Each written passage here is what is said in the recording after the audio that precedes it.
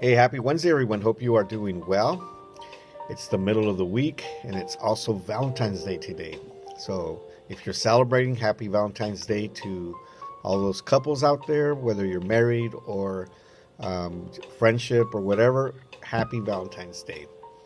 This is In the Raw, unscripted, unpracticed, unedited conversation. And speaking of Valentine's Day,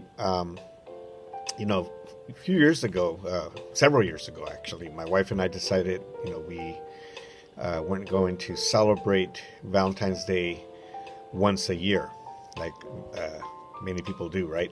But it's something that should be ongoing.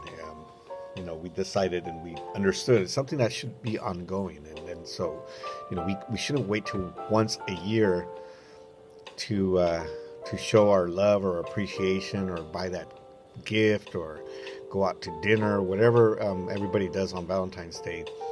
One that it became chaotic. The kids were still small, and we went out to dinner, and back then it wasn't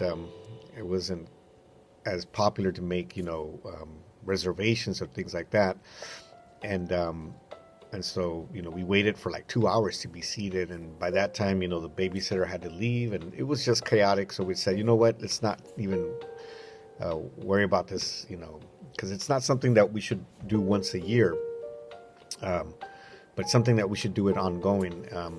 And so, we've decided, that we weren't going to celebrate in that way, wait till once a year, and so every Friday we have our date night, and we enjoy going out, enjoy having each other's company, and all the other things that people normally do on Valentine's Day. We do it throughout the year, and it's something that we really enjoy. And speaking of that, I came across a post on social media, and I want to share it with you. And it's it really struck a chord with me when I read it. It says, "Staying in love is harder than falling in love, and requires more intentional effort as the years pass. Falling in love is exciting, new, intoxicating, and thrilling because you feel you have met your person who wants to build a life just like you do. But the longer you're together, the easier it is to get caught in complacency and the grind of adulting, leaving only the scraps of time and energy left over for your partner and relationship.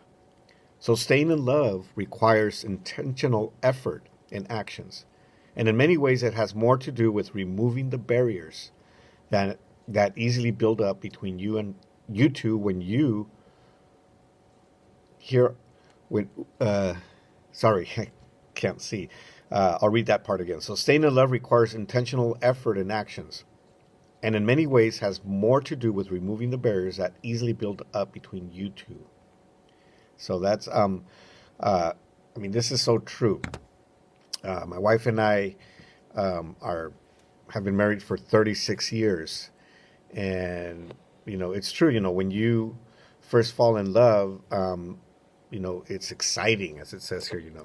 It's exciting. It's something, a new feeling, and it's a beautiful moment when you fall in love and you're in love with that person. And that's something that we all experience.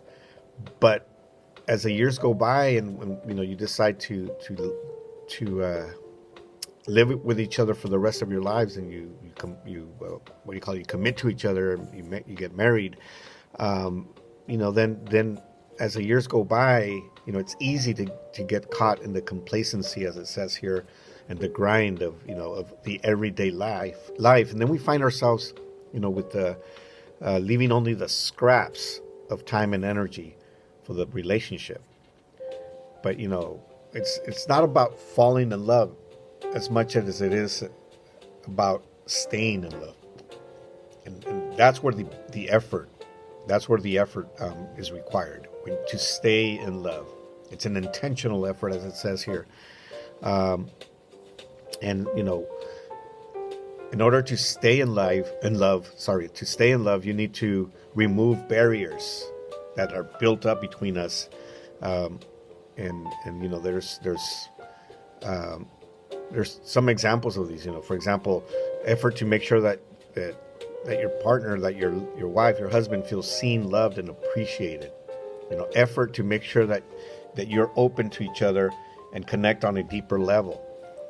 And then also we need to remove barriers, and those barriers that we need to remove, is repairing, and recovering after an argument, and mending emotional wounds. You know, it happens. We have arguments, we have emotional wounds, but we need to repair those.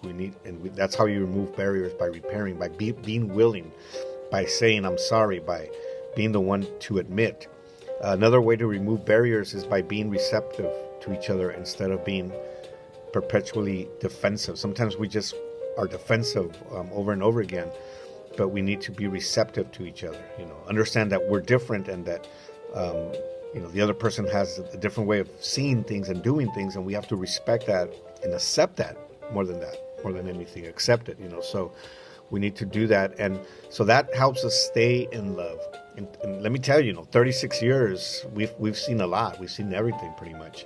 You know, we've had sickness, we've had depressions, we've had failures, we've had ruptures in our relationship. But we've made an effort, and we're continuing to make an effort to stay in love. And it's not the same as when we fell in love, of course, but this is something much more deeper. And I encourage all you couples out there to consider this. And the only way we can stay in love is to be connected to the real love. And the Bible says that God is love, and so those who live in Him will live in that love. And so we need to be connected to that love, which is God. So anyways, happy Valentine's Day to everyone, especially my love, Aide Avalos, my beautiful wife. Happy Valentine's Day to you. And every day is a Valentine's Day for us, and will continue to be with God's help. All right, we'll see you guys soon.